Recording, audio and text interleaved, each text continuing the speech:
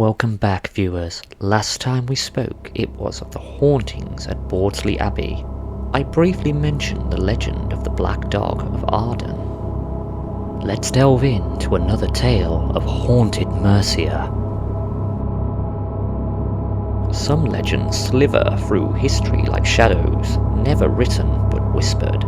In the woodlands surrounding Redditch, where the land still remembers older fears, they speak of a creature with glowing eyes and a growl that chills the soul. They call it the Black Dog of Arden. The legend of the Black Dog stretches back centuries. It's said to be bound to the lands once ruled by Guy De Beauchamp, the 10th Earl of Warwick, a man known in his time as the Black Dog of Arden for his ruthless power and iron will.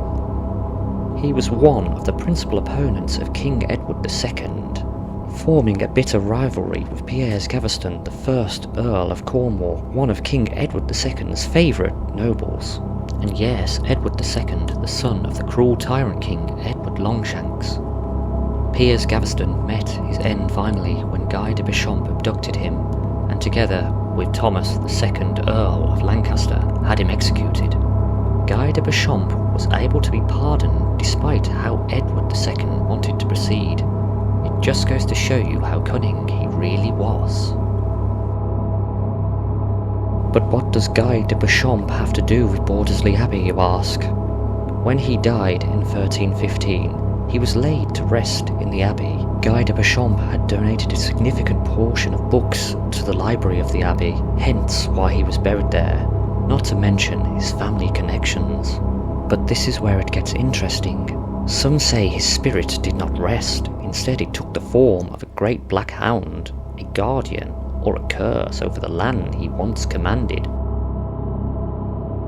Perhaps Guy de Beauchamp's spirit manifested into the Black Dog out of anger and being disturbed when Henry VIII's men sacked Bawdsley Abbey and slayed its monks, disturbing his gravesite. Guy de Beauchamp's body was never found in the modern-day ruins, nor is there any mention after the sacking of the abbey, which remains a mystery to this day. The name Arden comes from the Forest of Arden, an ancient woodland once blanketed much of Warwickshire and extended near modern Redditch. It was a place of secrets, hunters, and fear.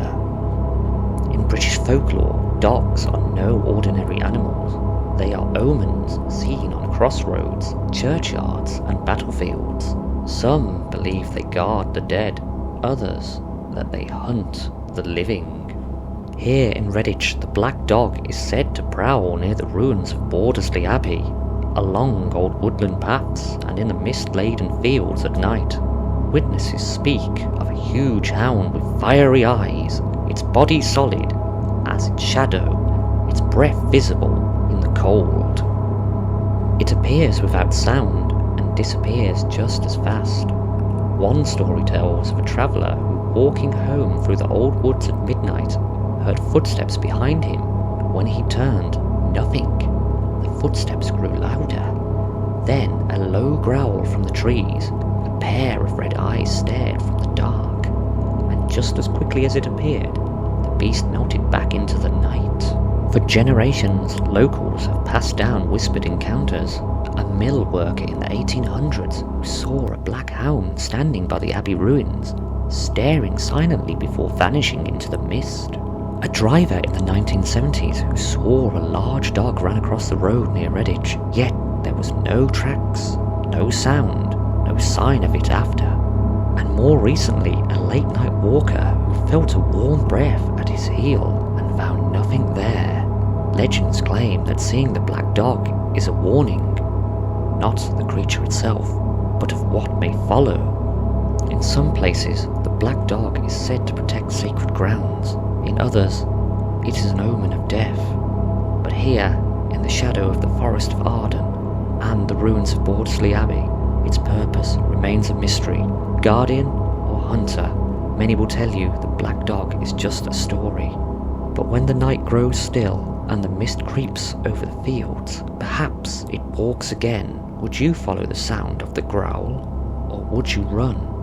And remember to be on your guard. Guy De Beauchamp could be lurking as the Black Dog around the Abbey, looking for his next victim. Until next time, this is the Haunted Tales of Mercia.